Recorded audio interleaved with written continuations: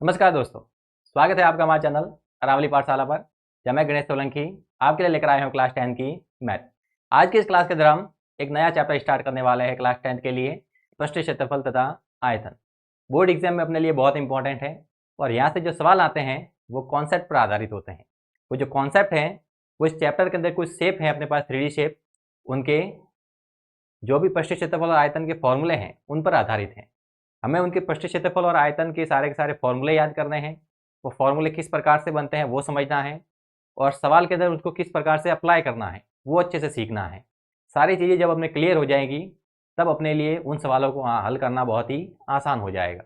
यहाँ पर हम कुछ 3D शेप पढ़ेंगे, उनके जो पृष्ठ क्षेत्रफल आयतन के जो फॉर्मूले हैं उनको विस्तार से समझेंगे। अब 3D शेप क्या होता है कि वो डायग्राम यानी वो आकृति जिसको हम हाथ में पकड़ सकते हैं और उसको चारों ओर से देख सकते हैं। वो आकृति जिसको हम हाथ में पकड़े और उसको चारों ओर से देख सके। जैसे हम वृत्त की बात करते हैं तो वृत्त को हाथ में पकड़ना मुश्किल है, उसको हम पेपर या बोर्ड पे ड्रॉ कर सकते हैं, लेकिन अगर उसको आप हाथ में पकड़ना चाहे तो नहीं पकड़ सकते। तो अपने पास जो वृत्त होता है वो 2D के अंदर कहलाता है। वैसे ही अगर हम आयत की बात करें तो आयत को हम केवल किसी पेपर या फिर बोर्ड पे ड्रॉ कर सकते हैं। अगर आप चाहें कि आयत को हाथ में पकड़ें तो वो मुश्किल है, आयत को हाथ में पकड़ना मुश्किल है। अगर आप आयत को हाथ में भी पकड़ते हैं तो आपके पास केवल उसके बाहर वाली जो उसकी परिसीमा है यानी उसका जो परिमाप है वही हाथ में आएगा, उसके अंदर सारा का सारा है जो भी भाग है वो सारा का सारा खाली रहेगा।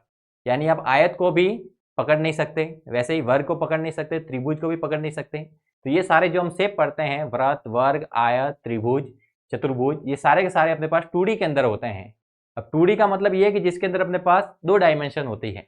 डायमेंशन यानी विमा यानी भुजाएं। भुजा को आप लंबाई, चौड़ाई, ऊंचाई के रूप में समझते हैं। यानी जब अपने पास इन तीनों में से कोई 2 माप दे रखी होती हैं तो वहां से अपने पास जो डायग्राम बनता है, जो शेप बनता है वो 2D के अंदर बनता है। जैसे क्रिकेट की बॉल होती है, उसको हाथ में पकड़ सकते हैं, उसको घुमाकर देख सकते हैं तो वो अपने पास एक गोला होता है और वो 3D के अंदर होता है। वैसे अपने पास एक जोकर की टोपी होती है, उसको हम हाथ में पकड़ सकते हैं तो वो अपने पास एक 3D शेप है और उसको हम शंकु कहते हैं। इस प्रकार से अपने पास अलग अलग प्रकार के 3D शेप होंगे, उनके विस्तार से चर्चा करेंगे। यहाँ पर हमें जो 3D शेप पढ़ने हैं वो अपने पास अलग अलग हैं। जैसे यहाँ पर कुछ डायग्राम बने हुए हैं, एक घनाभ है, एक शंकु है, एक घन है, एक बेलन है, एक अर्धगोला है और एक गोला है। हमें टोटल मिलाकर ये 6 3D शेप पढ़ने हैं। इनके पृष्ठ क्षेत्रफल और आयतन के फॉर्मूले समझने हैं, उनको अच्छे से याद करना है। तो सबसे पहले हम स्टार्ट करेंगे इसके अंदर घनाभ से।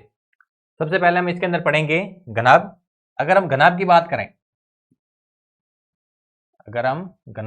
करें तो घनाभ अपने पास वो 3D शेप होता है जिसके अंदर तीनों जो विमाएं हैं यानी लंबाई, चौड़ाई, ऊंचाई, वो तीनों बराबर नहीं होती है। तीनों जो विमाएं हैं वो बराबर नहीं होनी चाहिए। तीनों जो विमा हैं वो बराबर नहीं होनी चाहिए। तीनों विमाएं हैं वो बराबर नहीं होनी चाहिए, यानी 2 बराबर हो सकती है लेकिन तीसरी बराबर नहीं होनी चाहिए। तीनों में से अगर 2 बराबर होगी तो चलेगा, तीनों अलग अलग हैं तो भी चलेगा। यानी अपने पास तीनों जो माप दी हुई है वो बराबर नहीं आनी चाहिए। अगर तीनों माप बराबर है तो वो अपने पास घनाभ नहीं है, अन्यथा वो अपने पास क्या कहलाएगा? घनाभ। अपने पास अगर इस घनाभ की बात करें तो इस घनाभ के अंदर हमें 1, 2 और 3 ये 3 भाग तो नजर आ रहे हैं। यानी एक लाल है, एक ये अपने पास नीला है और एक अपने पास ये बैंगनी है। यानी 3 कलर तो हमें नजर आ रहे हैं। यानी इसका ऊपर वाला फलक दिखाई दे रहा है, सामने वाला दिखाई दे रहा है और साइड वाला फलक दिखाई दे रहा है। अगर इसको हम थोड़ा सा घुमाते हैं, अगर इस घनाभ को हम क्या करते हैं, थोड़ा सा घुमा दे इस प्रकार से, तो ये ऊपर वाला भाग है वो सामने आ गया, ये सामने वाला भाग है वो नीचे चला गया और साइड वाला भाग ये हमें थोड़ा दिखाई दे रहा है। ऐसे घुमाए तो ये वाला भाग है वो वापस अपने सामने आ गया है, ये जो ऊपर वाला भाग है वो ये आ गया और ये वापस सामने आ गया।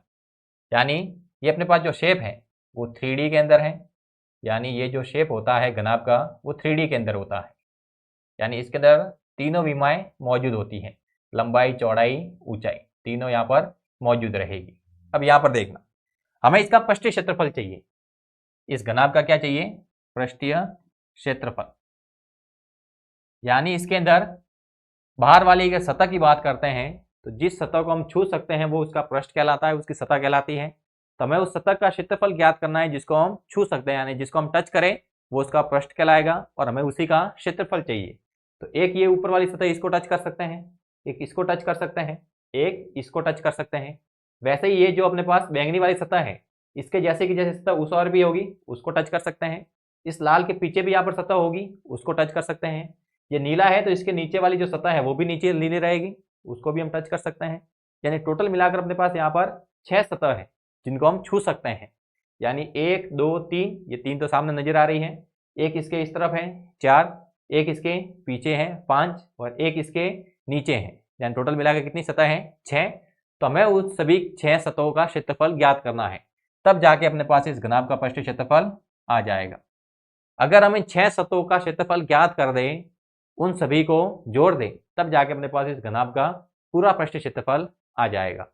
इसके अंदर 1 2 3 यानी 3 कलर से हमने इसको रंगा है, एक लाल है, एक नीला है और एक बैंगनी है। ध्यान रखना, एक अपने पास लाल है, एक अपने पास नीला है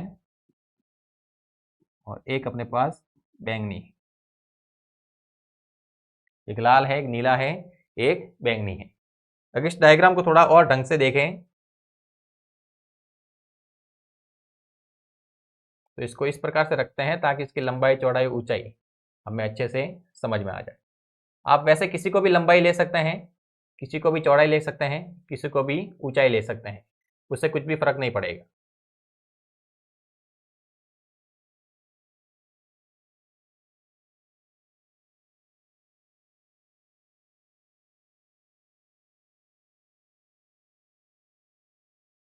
जैसे यहां से देखिए, इस वाले भाग से देखिए, ये जो नीला वाला भाग है, ये जो नीला वाला भाग है इसके इस किनारे पर आना है।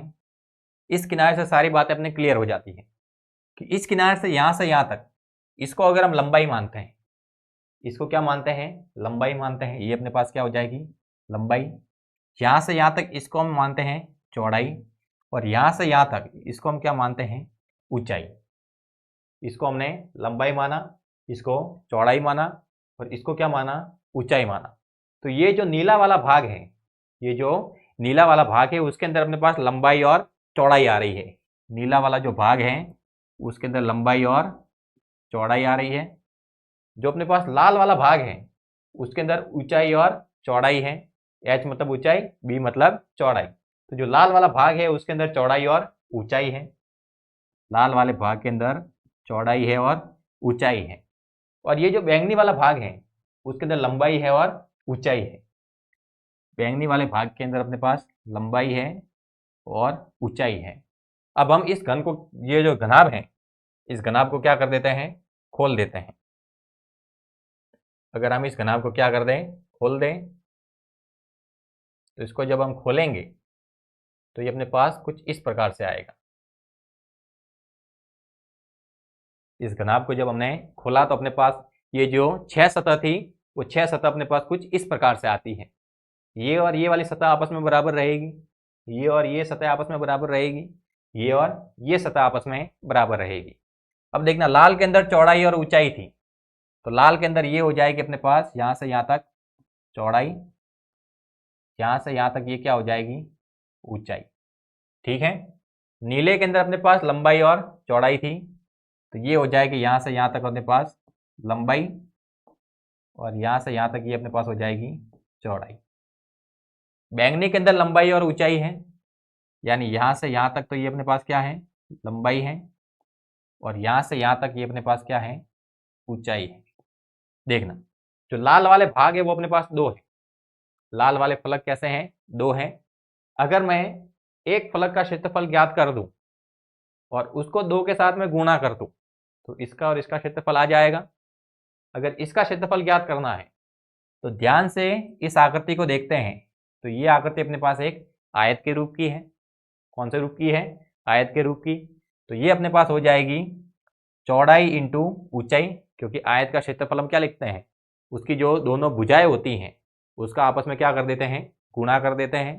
तो अपने पास अगर इसका क्षेत्रफल ज्ञात करना है तो चौड़ाई और ऊंचाई का क्या कर देना है, गुणा। तो ये हो जाएगा अपने पास b इंटू एच, ये इसका एरिया आ जाएगा। अब जो इसका एरिया है वो का वो एरिया इसका भी आएगा, ये हो जाएगा अपने पास b इंटू एच। वैसे अगर हम इस बैंगनी वाले भाग की बात करें तो इसके अंदर अपने पास लंबाई है, ऊंचाई है, तो अगर इसकी लंबाई और ऊंचाई का गुणा कर दें तो इसका क्षेत्रफल आ जाएगा। तो यहाँ पर ये आएगा अपने पास लंबाई इंटू ऊंचाई। अगर ये लंबाई इंटू ऊंचाई है तो ये भी कितना आएगा, लंबाई इंटू ऊंचाई। वैसे इस नीले वाले भाग की बात करें तो इसके अंदर लंबाई और चौड़ाई है, तो लंबाई और चौड़ाई का गुणा कर दे तो इसका क्षेत्रफल आ जाएगा। तो लंबाई इंटू चौड़ाई, और जो क्षेत्रफल इसका है वो का वो क्षेत्रफल इसका भी है, तो ये भी आ जाएगा लंबाई इंटू चौड़ाई। ये जो 6 फलक हैं, इन 6 फलक का क्षेत्रफल अपने पास पता है। इन 6 फलकों के क्षेत्रफल को जोड़ दें तो इन 6 फलक से मिलकर ही तो अपने पास घनाभ बना है। तो मैं कहूं कि इन 6 फलकों का क्षेत्रफल या फिर घनाभ का क्षेत्रफल दोनों आपस में क्या होंगे, बराबर। अब इनके क्षेत्रफल को क्या कर देना है, जोड़ देना है। अब b इंटू एच कितनी बार है, b इंटू एच है वो अपने पास 2 बार है, तो इसको लिख सकते हैं 2 b इंटू एच लिख सकते हैं। फिर अगर इस नीले वाले भाग को कहें तो l into B, L into B, ये भी कितनी बार है, 2 बार है, तो ये हो जाएगा 2 l इंटू बी। और ये जो बैंगनी वाला भाग है ये भी 2 बार है, तो l इंटू एच को कितनी बार लिखोगे, 2 बार, तो ये आ जाएगा अपने पास 2 l इंटू एच।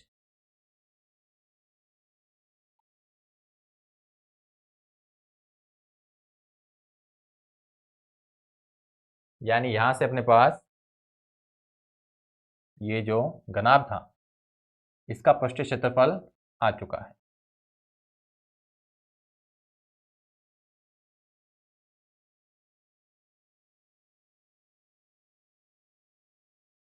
यहां से इस घनाभ का पृष्ठीय क्षेत्रफल क्या आया, 2 b इंटू एच, मतलब ये लाल वाली सतह, 2 l इंटू बी यानी ये 2 नीली वाली सतह, और 2 l इंटू एच यानी 2 ये बैंगनी वाली सतह। इन सभी को हमने जोड़ दिया है, तब जाके अपने पास घनाभ का पृष्ठीय क्षेत्रफल आ गया है। यानी इन 6 सतहों को जोड़ें या फिर घनाभ के बाहर वाले पृष्ठीय क्षेत्रफल को कहें, वो सभी दोनों आपस में क्या रहेंगे, बराबर, क्योंकि घनाभ होता है उसके बाहर कितनी सतह होती है, 6, और उन्हीं 6 सतहों को हमने यहाँ पर खोल के लिखा है। तो इन 6 सतहों का क्षेत्रफल ज्ञात करना था, तो 6 सतहों का क्षेत्रफल अपने पास ये आ गया। इसको वापस अगर ढंग से अरेंज करें तो सबके अंदर अपने पास 2 कॉमन है, 2 कॉमन ले सकते हैं। अंदर क्या बचेगा, b into H plus L into B plus L into H. और नॉर्मली हम जो कॉम्बिनेशन याद रखते हैं वो एल, बी और एच के रूप में याद रखते हैं। तो आप इसको इस प्रकार से भी लिख सकते हैं कि ये एल इंटू बी है, इसको आगे लिखें, कुछ फर्क पड़ेगा नहीं। फिर b इंटू एच को उसके पीछे लिखें, और फिर h इंटू एल को उसके बाद में लिखें। यानी ये आ जाएगा अपने पास घनाभ का पृष्ठीय क्षेत्रफल। ये जो घनाभ है उसका अपने पास क्या आ जाएगा, पृष्ठीय क्षेत्रफल। वो हम याद करते हैं 2 l into B plus B into H plus h into L, जहां पर एल बी एच, एल है वो अपने पास लंबाई है, बी अपने पास चौड़ाई है, और h अपने पास ऊंचाई है। एल अपने पास लंबाई, बी चौड़ाई और h ऊंचाई, तो ये आ गया अपने पास घनाभ का पृष्ठीय क्षेत्रफल। अगर हम घनाभ की बात करें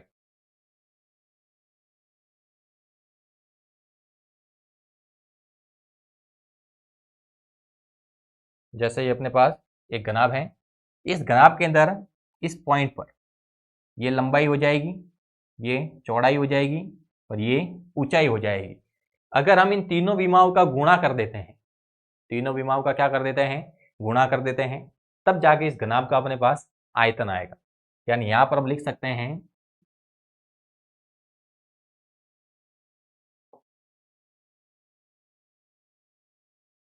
घनाभ का आयतन। तो इसकी जो तीनों विमा हैं उन तीनों विमाओं का हमें क्या कर देना है, गुणा, यानी L into B into H.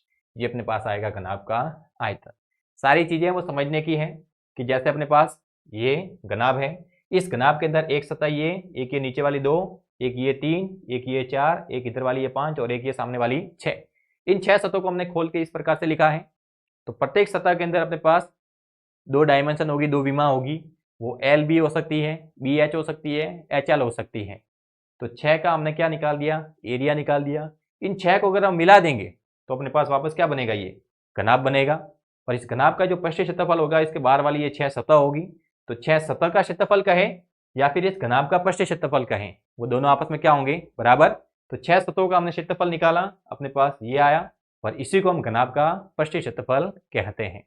और उसके अंदर इसका अगर आयतन निकालना है तो इसकी जो तीनों विमाएं हैं, लंबाई चौड़ाई ऊंचाई, उसका क्या कर देना है, गुणा कर देना है, तब जाके अपने पास घनाभ का आयतन आएगा।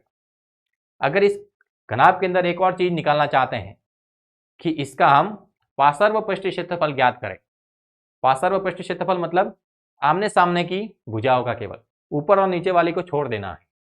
इसके ऊपर वाली सतह और नीचे वाली सतह को क्या कर देना है, छोड़ देना है। यानी ऊपर वाले भाग को छोड़ना है, नीचे वाले भाग को छोड़ना है। तो ऊपर वाले भाग में देखना लंबाई और चौड़ाई काम में आ रही है, इधर भी लंबाई और चौड़ाई काम में आ रही है। यानी लंबाई और चौड़ाई वाला जो भाग है, यानी ये L इंटू बी वाला जो भाग है, इसको हमें क्या कर देना है, निकाल देना है। अगर ये वाला भाग यहाँ से हम निकाल देते हैं L इंटू बी वाला, तो पीछे जो ये भाग बचेगा B into H plus H into L गुणा 2, ये अपने पास इसका पार्श्व पृष्ठीय क्षेत्रफल कहलाएगा। ये थोड़ा सा याद रखने की चीज है। अगला हम पढ़ने वाले हैं घन। यानी जब हम घन की बात करते हैं तब हमें एक चीज ध्यान रखनी है कि जो घनाभ है, उसके अंदर हम पढ़ते हैं कि जो तीनों विमाएं हैं वो बराबर नहीं होती। और वो तीनों विमाएं हैं वो बराबर क्यों नहीं होती, कि अगर हम तीनों विमाएं बराबर कर देंगे तो वो घनाभ है वो घनाभ नहीं रहेगा, वो घन बन जाएगा। यानी जब हम घनाभ की तीनों विमाएं बराबर कर देते हैं तब जाके अपने पास घन तैयार होता है। यानी घन के अंदर जो तीनों विमाएं होगी, घन के अंदर जो तीनों विमाएं होगी वो बराबर होगी। ये ध्यान रखना है कि घन के अंदर तीनों विमाएं बराबर होती है, चाहे वो लंबाई हो, चौड़ाई हो या ऊंचाई हो, तीनों बराबर होती है। जैसे यहाँ पर बात करें तो इसकी लंबाई, चौड़ाई और ऊंचाई, ये तीनों आपस में क्या होगी, बराबर, तब जाके ये अपने पास क्या बनेगा, घन। अब हमें घन का भी पृष्ठीय क्षेत्रफल और आयतन ज्ञात करना है। यानी घन का भी हम क्या ज्ञात करें, पृष्ठीय क्षेत्रफल। घन का भी क्या ज्ञात करें, पृष्ठीय क्षेत्रफल। तो घन के अंदर लंबाई, चौड़ाई, ऊंचाई तीनों बराबर हैं, तो उसको या तो हम सभी को लंबाई बोलें, सभी को चौड़ाई बोलें, सभी को ऊंचाई बोलें, या फिर सबके लिए कॉमन वर्ड काम में लें, भुजा। कि इसके अंदर जो भी भुजा होगी, चाहे वो लंबाई हो, चौड़ाई हो, ऊंचाई हो, सब क्या होगी, बराबर। तो यहाँ पर अब हमें लंबाई नहीं बोलना है, चौड़ाई नहीं बोलना है, ऊंचाई नहीं बोलना है। घन के अंदर हम केवल क्या कहते हैं कि घन की भुजा होती है, क्योंकि घन की वो भुजा लंबाई भी होगी, चौड़ाई भी होगी, ऊंचाई भी होगी, सभी बराबर है।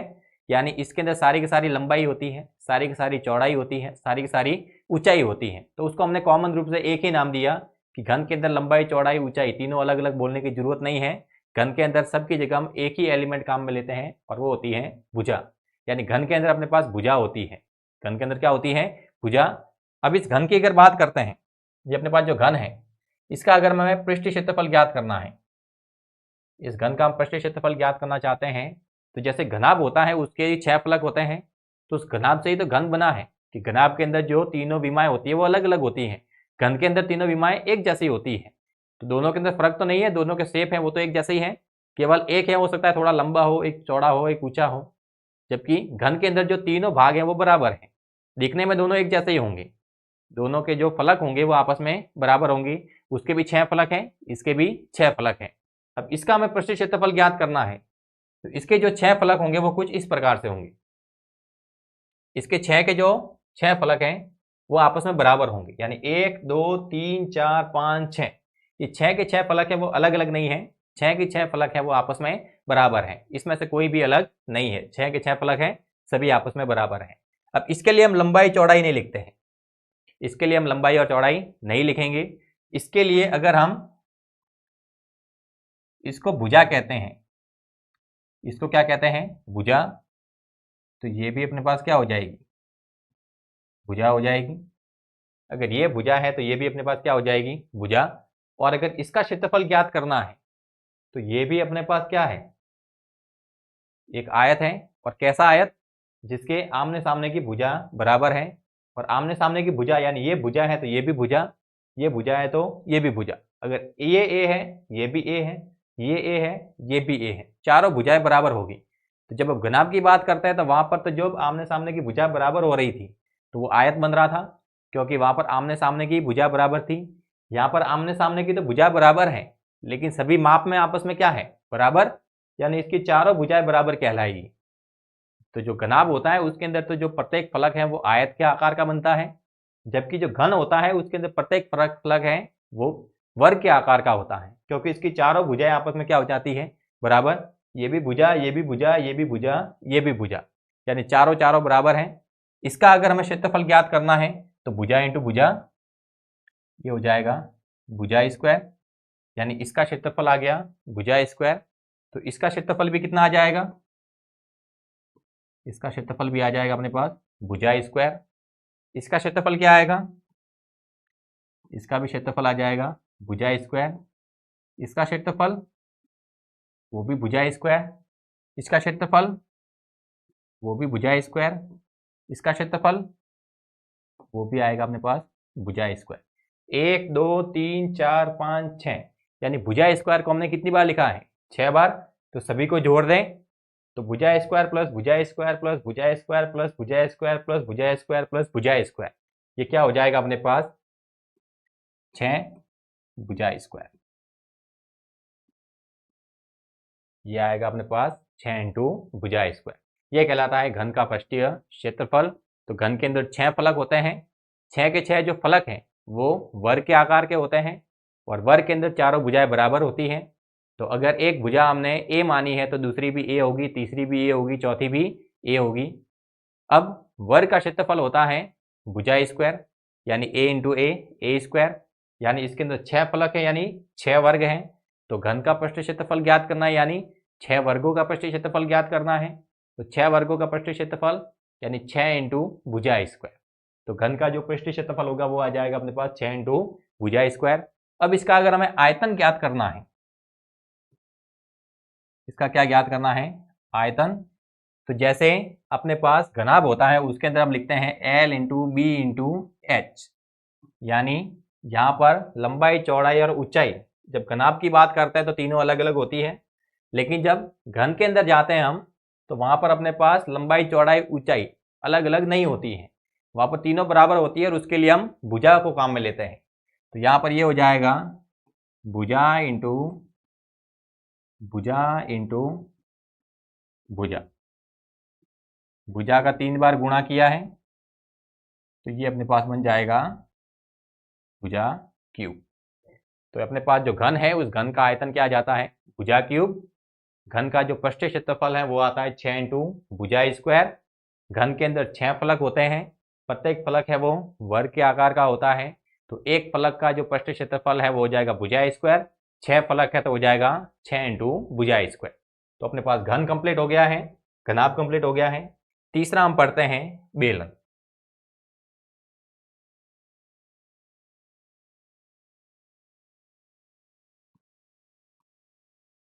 तीसरा हम क्या पढ़ते हैं? बेलन। अब ये बेलन अपने पास किस प्रकार से होता है? अगर हम बेलन की बात करें, बेलन है वो कुछ इस प्रकार से होता है। अब इसके अंदर क्या होता है? ये जो साइड वाला भाग है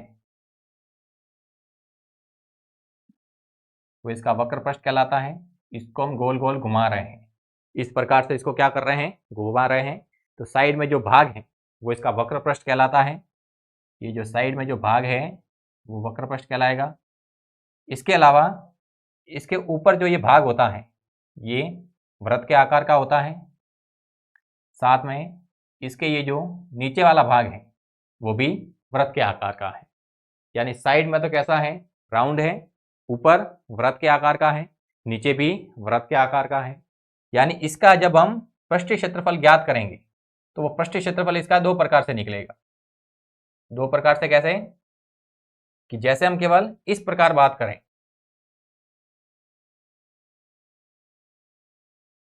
कि अपने पास ये जो बेलन है इसके हमने जो राउंड वाला भाग था, जो कर्व भाग था, जो वक्र वाला भाग था, उसको हमने इस पीले रंग से रंग दिया है।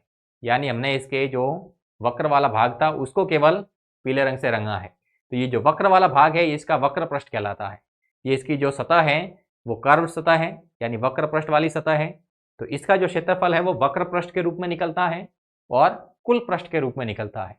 अब वक्र पृष्ठ के अंदर जब हम क्षेत्रफल निकालेंगे तो इसके ये जो राउंड वाला भाग है इसका ही एरिया ज्ञात करेंगे।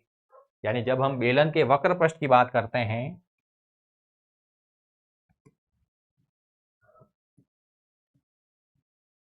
जब बेलन के वक्र पृष्ठ की बात करते हैं तो इसके ये जो चारों ओर वाला जो राउंड वाला भाग है इसका हमें एरिया निकालना है। अब ये एरिया किस प्रकार से आता है कि जैसे अगर हम कोई वृत्त लेते हैं, उस वृत्त के बाहर वाली जो परिधि होती है उस परिधि के ऊपर अगर हम परिधि रखते जाए, उस परिधि के ऊपर परिधि रखते जाए तो उसके साइड वाला भाग आता जाएगा।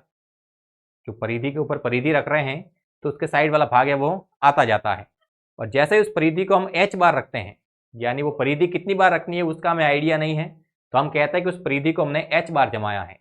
यानी 2πr के ऊपर 2πr रखा, 2πr के ऊपर 2πr रखा, उसके ऊपर वापस 2πr रखा, तो ऐसे ही जमाते गए। और जो 2πr है वो परिधि है। यानी समझिए कि अपने पास एक चूड़ी है, वो चूड़ी है वो राउंड शेप में होती है, यानी वो अपने पास क्या है, वृत्त की परिधि है। उस चूड़ी के ऊपर चूड़ी रखते जाएंगे तो अपने पास जो आकृति बनेगी, जो शेप बनेगा वो बेलन है। वो क्या है? बेलन है, जिसके वक्र पृष्ठ वाला भाग हमने टच किया है। उसके जो वक्र पृष्ठ वाला भाग है, जो राउंड भाग है, उसको हम छू सकते हैं। तो जो हमने चूड़ी रखी है वो क्या है? वृत्त की परिधि है। उस चूड़ी को हमने कितनी बार रखा है? h बार रखा है। पता नहीं कितनी चूड़ियां अंदर हैं, तो हमने कहा कि चूड़ियों को हमने h बार रखा है। यानी 2πr को कितनी बार रखा? h बार। तो 2πr plus 2πr plus 2πr plus 2πr कितनी बार रखा? h बार। अगर 5 बार रखा होता तो 2πr का गुणा 5 के साथ करते हैं। 10 बार रखा होता तो 2πr का गुणा 10 के साथ रखते हैं। और अगर h बार रखा है तो 2πr का गुणा किसके साथ करेंगे? h के साथ। तो ये अपने पास जो वक्र पृष्ठ है वो होता है 2πrh। कैसे आया कि 2πr यानी जो परिधि है, ये जो गोल वाला भाग है, ये जो गोल वाला भाग है ये वाला, इसको हमने कितनी बार रखा है? h बार रखा है। इस गोल वाले भाग को हमने h बार रखा, तब जाके अपने पास 2πrh आया। यानी ये पूरा का पूरा जो वक्र वाला भाग है वो हमने ज्ञात किया। यानी इसका जो वक्र पृष्ठ होता है वो आता है 2πrh। अब इसका कुल पृष्ठ कब आएगा? हमने अभी तक इसके जो चारों ओर वाला राउंड भाग है उसी की चर्चा की है।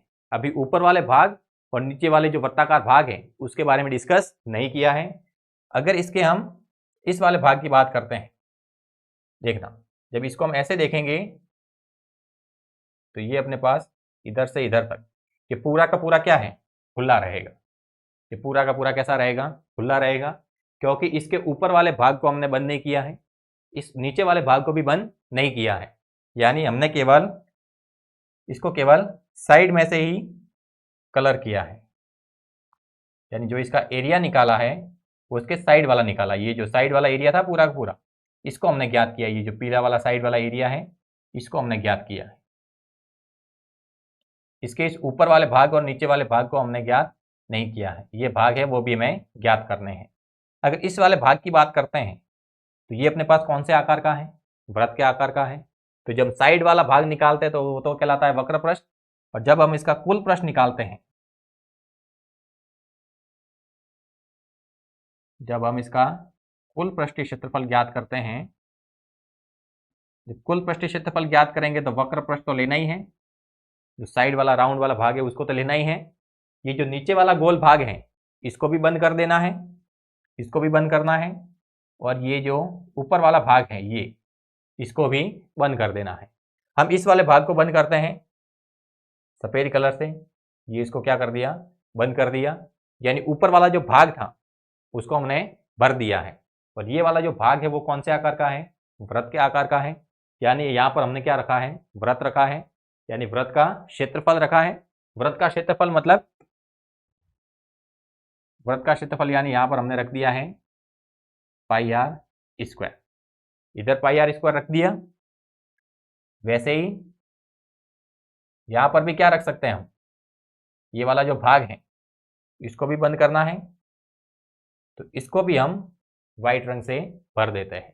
यानी ये भी जो वृत्ताकार भाग था इसको हमने किससे भर दिया, सफेद रंग से भर दिया, यानी वृत्त के क्षेत्रफल से भर दिया। तो इधर भी हमने क्या रखा है, पाई आर स्क्वायर। तो ये बना अपने पास 2 pi R H plus 2 pi R square. ये अपने पास आ जाएगा इस बेलन का कुल पृष्ठीय क्षेत्रफल। यानी जब हम इसके साइड वाले भाग को ज्ञात करते हैं, ये जो पीला वाला भाग है, इस पीले वाले भाग के अगर एरिया की बात करते हैं तो ये इसका वक्र पृष्ठ है। ये जो पीला वाला भाग है ये इसका क्या है, वक्र पृष्ठ। और इसका जो क्षेत्रफल है वो अपने पास होता है 2 पाई आर एच। और जब हम इसके कुल पृष्ठीय क्षेत्रफल की बात करते हैं तो इसके इस वाले भाग को भी हम जोड़ देते हैं और इस वाले भाग को भी जोड़ देते हैं। दोनों जो भाग हैं, ये वाला भाग और ये वाला भाग, ये दोनों भाग है वो वृत्त के आकार के हैं। तो दोनों जगह हम वृत्त का क्षेत्रफल रख रहे हैं। तो पाई आर स्क्वायर और पाई आर स्क्वायर एक बार इधर रखा, एक बार इधर रखा, दोनों तरफ से बंद कर दिया। तो हमने 2 पाई आर एच के साथ में एक पाई आर स्क्वायर इधर रखा, एक पाई आर स्क्वायर इधर रखा। तो ये हो गया 2 pi R H plus 2 pi R square. ये कहलाएगा अपने पास इस बेलन का कुल पृष्ठीय क्षेत्रफल। अगर हम इस बेलन के आयतन की बात करते हैं,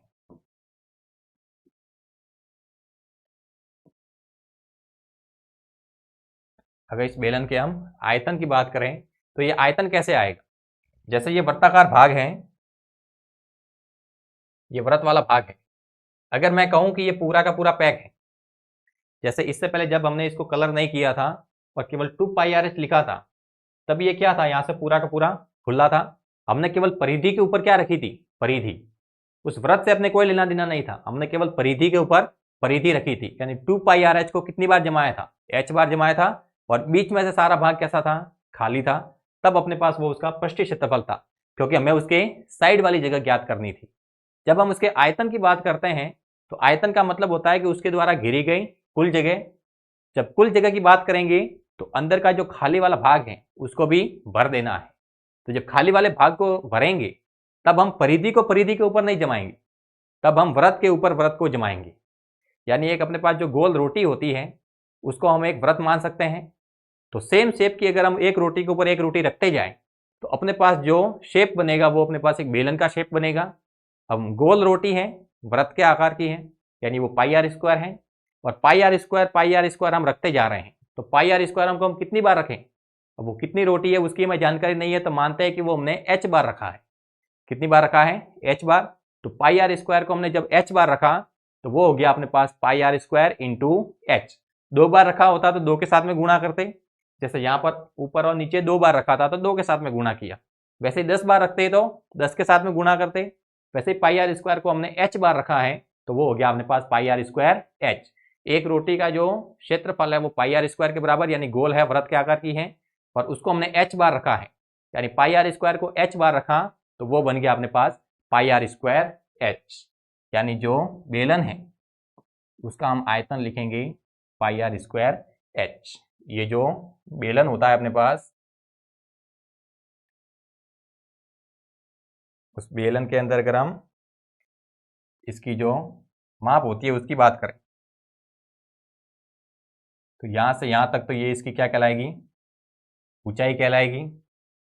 और अगर ये अगर केंद्र है, ये अगर अपने पास केंद्र है तो यहां से यहां तक ये इसकी त्रिज्या कहलाएगी।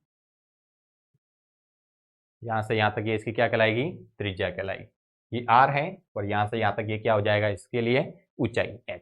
तो ये बेलन का वक्र पृष्ठ का क्षेत्रफल, यानी साइड वाला ये जो पीला भाग था वो पाई आर 2 पाई आर एच। जब कुल पृष्ठ की बात करते हैं तो ऊपर और नीचे वाला जो अपने पास वृत्त के आकार का भाग था जिसको हमने सफेद रंग से भर दिया है वो पाई आर स्क्वायर और pi R square 2 pi R square उसको ऐड कर देना है। और आयतन की बात करें तो जो वृत्त है उसको हमने एच बार जमाया है, तब अपने पास वो पूरा का पूरा बेलन बना है। तो वो हो जाएगा अपने पास पाई आर स्क्वायर एच। तो बेलन का वक्र पृष्ठ 2 पाई आर एच, कुल पृष्ठीय क्षेत्रफल 2πr h plus 2πr square, और जो बेलन का आयतन है वो हो जाएगा πr स्क्वायर h। अगला इसके अंदर हम पढ़ेंगे शंकु।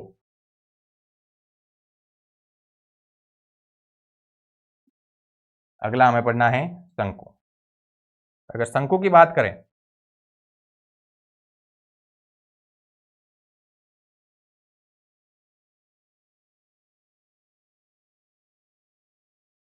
तो शंकु अपने पास कुछ इस प्रकार का होता है।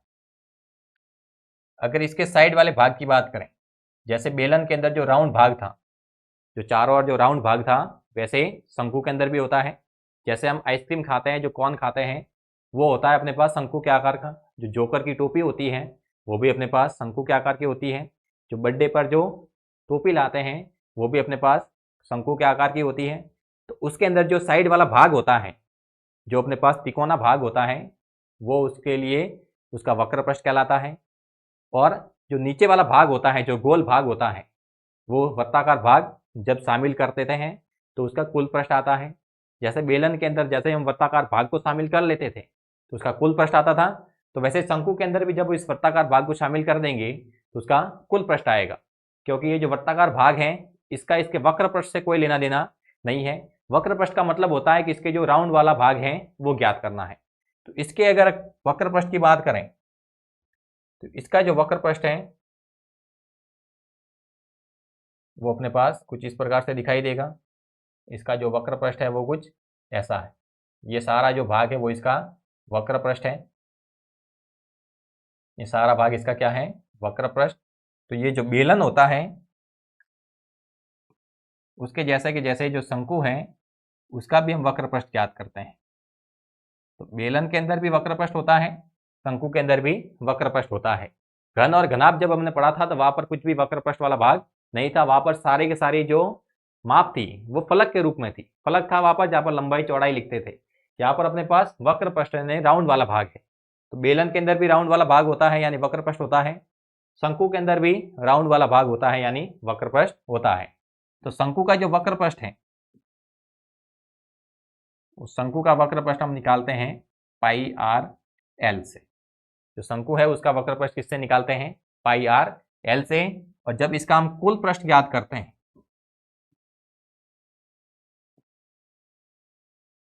जब हम इसका कुल पृष्ठीय क्षेत्रफल ज्ञात करते हैं तब इसका ये जो वृत्ताकार भाग है, ये वृत्त वाला भाग है, इसको भी शामिल कर देते हैं। ये जो वृत्त वाला भाग है इसको भी हम क्या करते हैं? शामिल करते हैं। यानी अब इससे आप देखें तो ये कुछ इस प्रकार से दिखाई देगा। ये अपने पास वक्र पृष्ठ हो जाएगा। ये क्या हो जाएगा? वक्र पृष्ठ। जब इसके इस वाइट वाले भाग को शामिल कर दे, यानी इस वाले भाग को शामिल कर दे, यानी इसको भी हम क्या कर दे? पैक कर दें यहाँ से। तो यहाँ पर हमने इसको पैक करने के लिए क्या रखा है? वृत्त रखा है। तो इस पाई आर एल के अंदर हमें क्या जोड़ देना है? इस पाई आर एल के अंदर हमें ये जो वृत्त वाला भाग है पाई आर स्क्वायर, उसको क्या करना है? जोड़ देना है। तब जाके अपने पास इस शंकु का कुल पृष्ठीय क्षेत्रफल आ जाएगा।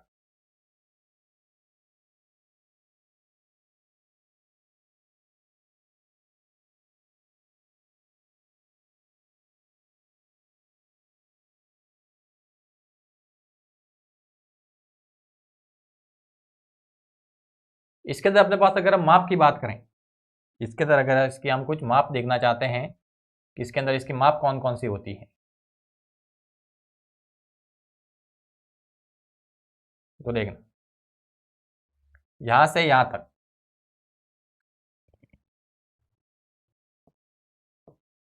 यहां से यहां तक, ये तो इसकी क्या कहलाएगी?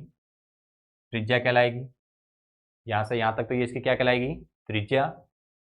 यहां से यहां तक, यहां से यहां तक ये इसकी कहलाएगी ऊंचाई, h हो जाएगी। और ये इसकी जो तिरछी वाली लंबाई है इसको हम तिर्यक ऊंचाई भी बोलते हैं, तिर्यक लंबाई भी कहते हैं, जिसको हम l से दिखाते हैं। यानी ये अपने पास l है, यहाँ से यहाँ तक अपने पास r है, और यहाँ से यहाँ तक ये अपने पास क्या हो जाएगा? h। ये त्रिज्या है, ये ऊंचाई है, और ये तिर्यक ऊंचाई है। इसको तिर्यक ऊंचाई भी कहते हैं। तिर्यक लंबाई भी कहते हैं। तो ये नाम याद रखने हैं। ये हो जाएगा अपने पास तिर्यक ऊंचाई। एल है वो तिर्यक ऊंचाई है, ये त्रिज्या है और ये अपने पास ऊंचाई है। अब यहां पर अगर हम ध्यान से देखें तो यहां पर ये जो एंगल है वो एंगल बनता है 90 का। एंगल कितना बनता है? 90 का। और 90 के सामने वाली भुजा है वो कर्ण होती है। इन दोनों को आधार और लंब मान सकते हैं। यानी अगर हमें ये तिर्यक ऊंचाई ज्ञात करनी है, यानी ये एल का मान ज्ञात करना है, तो यहाँ पर हमें समकोण त्रिभुज की सहायता लेनी पड़ेगी, क्योंकि ये समकोण त्रिभुज का कर्ण है। तो यहाँ पर हम पाइथागोरस प्रमेय लगा सकते हैं और पाइथागोरस प्रमेय द्वारा यहाँ पर हम कह सकते हैं कि कर्ण स्क्वायर बराबर आधार स्क्वायर प्लस लंब स्क्वायर। अब कर्ण की बात करें तो कर्ण अपने पास क्या है? एल है, तो एल का स्क्वायर आ जाएगा। आधार की बात करें तो आर ले सकते हैं, तो आर का स्क्वायर हो जाएगा। और लंब अपने पास क्या है? एच है, तो ये आ जाएगा एच का स्क्वायर। स्क्वायर हटाएंगे तो सामने क्या आ जाएगा? Under root. तो एल बराबर होता है under root R square plus H square. ये अपने लिए इंपॉर्टेंट है, क्योंकि जब भी हम शंकु के पृष्ठ क्षेत्रफल से संबंधित सवाल करेंगे तो वहां पर हमें पता होना चाहिए कि जो शंकु की तिर्यक लंबाई है वो त्रिज्या और ऊंचाई की सहायता से कैसे निकालते हैं। तो एल बराबर होता है under root R square plus H square. ये आ जाएगी अपने पास शंकु की तिर्यक लंबाई। अगर हम शंकु के आयतन की बात करते हैं, अगर हम शंकु का आयतन ज्ञात करना चाहते हैं, तो अगर अपने पास जो बेलन होता है उस बेलन से हम समान ऊंचाई और समान त्रिज्या से काटे, उस बेलन को अगर हम समान त्रिज्या और समान ऊंचाई के सापेक्ष क्या कर दें? काट दें, तो अपने पास उस बेलन के अंदर से 3 शंकु निकलेंगे। उस बेलन के अंदर से कितने शंकु निकलेंगे? 3। या फिर ऐसा समझे कि जितनी ऊंचाई बेलन की है उतनी ऊंचाई का हमें एक शंकु लेना है, जितनी त्रिज्या बेलन की है उतनी की उतनी त्रिज्या हमें शंकु की भी रखनी है। अब शंकु के अंदर अगर हम पानी भरें और उस पानी को उस बेलन के अंदर खाली करें, तो जब पहली बार शंकु खाली करेंगे तब बेलन नहीं भरेगा, दूसरी बार खाली करेंगे तो भी बेलन नहीं भरेगा, लेकिन जैसे ही तीसरी बार खाली करेंगे तो जो बेलन है वो भर जाएगा।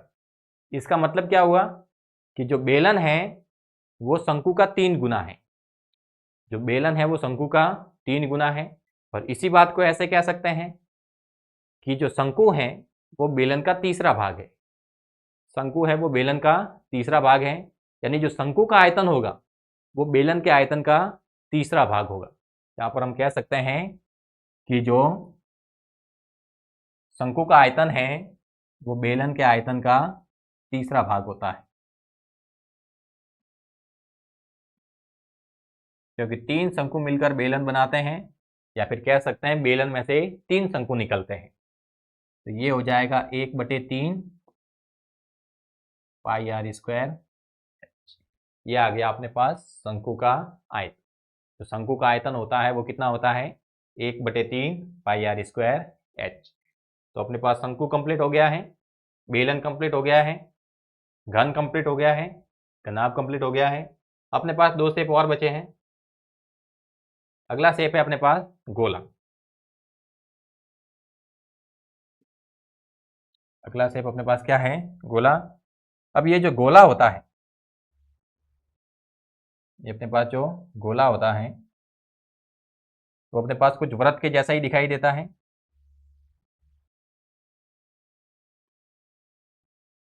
जैसे अपने पास एक बॉल होती है, क्रिकेट की बॉल से आप समझ सकते हैं। अपने पास जो क्रिकेट की बॉल होती है वो एक गोले के आकार की होती है। किस आकार की होती है? गोले के आकार की। वहां से अगर हम उसके पृष्ठीय क्षेत्रफल की बात करें, अगर जो गोला होता है उसके पृष्ठीय क्षेत्रफल की बात करें, तो जैसे अपने पास एक गोला है, एक जो गोला होता है वो 4 वृत्तों के पृष्ठीय क्षेत्रफल के बराबर होता है। यानी 4 वृत्त का पृष्ठीय क्षेत्रफल कहे या फिर एक गोले का पृष्ठीय क्षेत्रफल कहे, वो आपस में बराबर होता है। जैसे आपने 1 रुपये का सिक्का देखा होगा, और जब छोटे होते हैं तो उस सिक्के को पकड़ के उसके साइड में हम हाथ से थोड़ी सी चोट मारते हैं, तो सिक्का अपने पास वो घूमने लगता है। जब वो सिक्का घूमता है तो उसका जो ये आकार बनता है घूमते हुए गोल, वो अपने पास एक गोला होता है। वो जो आकार होता है वो कैसा होता है, गोले के बराबर होता है। और जो सिक्का होता है वो अपने पास एक वृत्त के आकार का होता है। और जैसे ही वो घूमता है तो वहां पर उसका जो क्षेत्रफल है वो 4 वृत्त के बराबर बनता है। जब घूमता है तो उसका जो क्षेत्रफल है वो 4 वृत्त के बराबर बनता है। और 4 वृत्त के बराबर वो एक गोले का रूप लेता है। जैसे 4 वृत्त के बराबर उसका क्षेत्रफल आता है, चोट मारने पर जब वो घूमता है तो उसका जो एरिया है वो 4 वृत्तों के बराबर बनता है। और वहां से जब वो घूमते हुए जो शेप धारण करता है वो गोले का शेप होता है। यानी जो गोला है वो 4 वृत्तों के क्षेत्रफल के बराबर आता है। यानी अगर हम गोले का पृष्ठीय क्षेत्रफल ज्ञात करना चाहते हैं, अगर हम गोले का पृष्ठीय क्षेत्रफल ज्ञात करना चाहते हैं तो गोले का जो पृष्ठीय क्षेत्रफल है वो 4 × πr² होता है। यानी वृत्त के क्षेत्रफल का 4 गुना होता है। यानी 4 वृत्तों का पृष्ठीय क्षेत्रफल कहें या फिर गोले का पृष्ठीय क्षेत्रफल कहें, वो आपस में क्या होगा, बराबर। तो जो गोला होता है उसका पृष्ठीय क्षेत्रफल अब लिखते हैं 4 × πr²। और अगर इसका हमें आयतन ज्ञात करना है, गोले का आयतन हम लिखते हैं 4/3 πr³। और गोले से ही बनता है अपने पास अर्धगोला। गोले से ही क्या बनता है, अर्धगोला। तो अगर अर्धगोले का पृष्ठीय क्षेत्रफल ज्ञात करना है तो अर्धगोला मतलब जो क्रिकेट की बॉल है उसको काट देना है।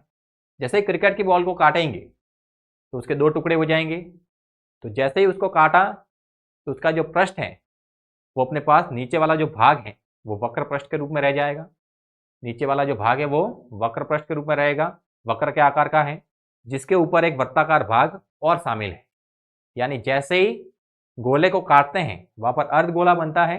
और अर्धगोले के अंदर वक्र पृष्ठ भी होता है, कुल पृष्ठ भी होता है। गोले के अंदर वक्र पृष्ठ और कुल पृष्ठ दोनों अलग अलग नहीं होते हैं, वो दोनों बराबर ही होते हैं। उसका वक्र पृष्ठ और कुल पृष्ठ बराबर होता है, जिसको हम 4 πr² कहते हैं। जबकि अर्धगोले के अंदर वक्र पृष्ठ भी होता है, कुल पृष्ठ भी होता है। जैसे गोले का वक्र पृष्ठ और कुल पृष्ठ हम लिखते हैं 4 πr²। तो जो अपने पास अर्धगोला है उसका जो वक्र पृष्ठ है, उसका जो वक्र पृष्ठ है वो होता है 4 का आधा। मतलब 4 πr² था, काट दिया तो आधा हो गया, मतलब 2 πr² हो गया। तो ये तो उसका वक्र पृष्ठ है। लेकिन जैसे ही उसको काटते हैं तो ऊपर जो वृत्ताकार भाग है वो बच जाता है। अगर हम उसको भी पैक करना चाहते हैं तो वहां पर वृत्त रखना पड़ेगा। वृत्त रखेंगे यानी πr² रखेंगे तो 2 πr² में 1 πr² और ऐड हो जाएगा, क्योंकि ऊपर जो वृत्ताकार भाग हमने काटा है तो वहां पर जो वृत्त के आकार का भाग बना है उसको भी तो ढकना पड़ेगा। तो वहां पर ये अपने पास कुल पृष्ठ क्या बनेगा,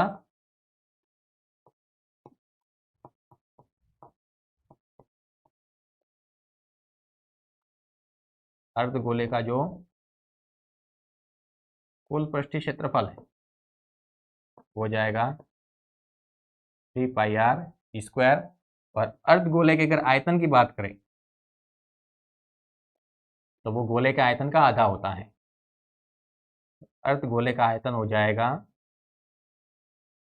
4/3 का आधा, 2/3 πr³। तो गोला यानी वृत्त है, उस वृत्त को हमें क्या करना है, उसके जो पृष्ठीय क्षेत्रफल है उसको 4 गुना करना है। वृत्त है, उसके एक किनारे पर चोट मारनी है। जैसे ही वो वृत्त घूमेगा तो वहां पर जो ये रूप बनेगा वो बनेगा गोले का। तो हम कहते हैं कि जो 4 वृत्त होते हैं उसका पृष्ठीय क्षेत्रफल एक गोले के पृष्ठीय क्षेत्रफल के बराबर आता है। यानी गोले का पृष्ठीय क्षेत्रफल लिखते हैं 4 πr²। अब गोले के लिए वक्र पृष्ठ और कुल पृष्ठ बराबर होता है, क्योंकि गोले के अंदर जो सारा का सारा भाग है वो वक्र के रूप में ही होता है। कहीं पर भी उसके अंदर वृत्ताकार भाग वगैरह शामिल नहीं होते, पूरा का पूरा राउंड होता है। तो उसके लिए जो वक्र पृष्ठ होता है वही उसका कुल पृष्ठ होता है। तो गोले का वक्र पृष्ठ हो जाता है 4 πr² और वही उसका कुल पृष्ठ कहलाता है। अब अर्धगोले का वक्र पृष्ठ ज्ञात करना है तो 4 πr² का आधा करना है, क्या हो जाएगा 2 πr²। अब जैसे ही काटते हैं तो ऊपर वृत्ताकार भाग और बन जाता है। तो अगर हमें अर्धगोले का कुल पृष्ठ ज्ञात करना है तो ऊपर वाला जो वृत्ताकार भाग है उसको भी ढकना पड़ेगा। तो वहां पर हम πr² और रखते हैं। तो अर्धगोले का कुल पृष्ठीय क्षेत्रफल आता है 3 πr²। गोले का जो आयतन होता है वो हम लिखते हैं 4/3 πr³ और अर्धगोले का आयतन है यानी गोले का आधा, तो वो जाएगा 2/3 πr³। तो इसके साथ ही अपने जो पृष्ठीय क्षेत्रफल और आयतन से रिलेटेड सारे फॉर्मूले थे वो अपने कंप्लीट होते हैं। यहाँ पर हमने गोला पढ़ा है, उससे पहले शंकु पढ़ा था, उससे पहले बेलन पढ़ा था, उससे पहले घन पढ़ा था और उससे पहले घनाभ पढ़ा था। तो ये अपने पास जो 6 शेप थे, घनाभ, घन, बेलन, शंकु, गोला, अर्धगोला, वो सारे के सारे कंप्लीट होते हैं। उससे रिलेटेड जो भी पृष्ठ क्षेत्रफल और आयतन के फॉर्मूले थे वो सभी हमने समझे हैं। उन फॉर्मूलों की सहायता से ही हमें इसके सारे के सारे सवाल हल करने हैं। सारे सवाल अपने लिए इंपॉर्टेंट हैं, तो सबको अच्छे से समझना है और अच्छे से हल करना है। मिलेंगे नेक्स्ट क्लास में इसके प्रश्नावली 12.1 के साथ में। तब तक के लिए धन्यवाद। Take care.